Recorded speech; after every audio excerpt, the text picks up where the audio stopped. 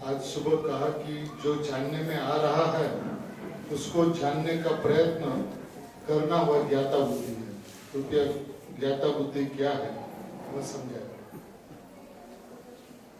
Actually अपन वस्तु व्यवस्था के अंतर्गत देखें तो व्यवस्था क्या है? ज्ञान पर्याय का जो स्वभाव है वो स्वच्छ, उस ज्ञान पर्याय के अंदर में ये वो प्रतिभाषित होता है, यानी कि जानने में स्व और पर दोनों ही ज्ञान के अंदर में प्रतिभाषित होते हैं। अब प्रत्येक समय जो उपयोग का उत्पाद होता है उस उपयोग के अंदर में ज्ञायक जानने में आ रहा है। आबाद गोपाल सभी को सदाकाल भगवान आत्मा अनुभूति में आ रहा है।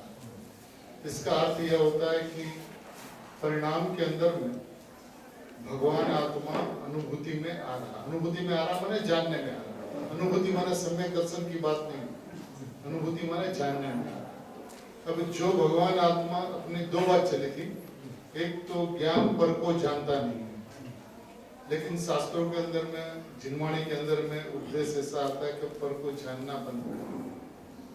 जो जानने में आते हैं सही में तो ज्ञान पर्याय का ज्ञान होता है, ज्ञेय का ज्ञान नहीं होता। फिर भी उपदेश के वचन से होते हैं कि पर को जानना बंद कर, यानी कि उपयोग को पर पदार्थ से वापस लाकर स्वभाव की तरफ झुकाने की बात है। और जहाँ स्वभाव की बात है, त्रिकाली की बात है, ज्ञायक की बात है, वो आबाद गोपाल सभी को सदाकाल भगवान आत्मा जानने में आता है। अब सभी को आता है, सदाकाल आता है। तब जो जानने में आ रहा है उसको यदि आप जानने का प्रयत्न करो तो ये ज्ञाता बुद्धि कहलाती है। क्यों मैं तो हूँ क्या है, ज्ञायक मुझे जानने में आ रहा है, जानने में आ रहा तो उसका वजन कहाँ पे जाना चाहिए? जो पूज्य गुरुदेव श्री के प्रवचनों के अंदर में इसका काफी विस्तार है।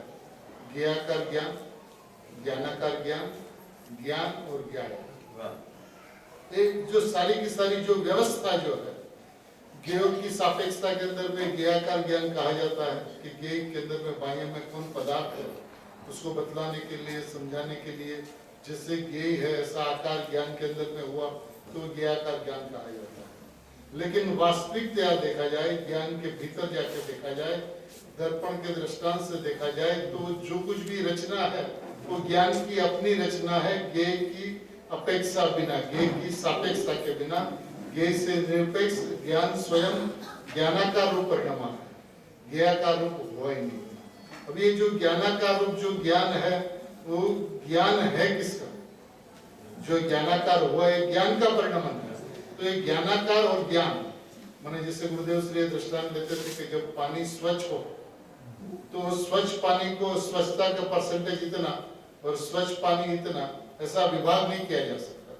जब मलिनता हो तो मलिनता के परसेंटेज तो बात किया जा सकता है कि मलिनता का इतना परसेंटेज, लेकिन जब मलिनता बैठ गई, पानी स्वच्छ हो गया तो स्वच्छ पानी और उसका स्वच्छता रूप परिणाम इसका भेद नहीं किया जा सकता। ऐसे ज्ञान और ज्ञानाकार जब ज्ञेयाकार की सापेक्षता में समझाना हो तब एक बात होती है, लेकिन स्वभाव की मर्यादा में जब आ गया तो ज्ञान और ज्ञानाकार ऐसा विभाग नहीं होता।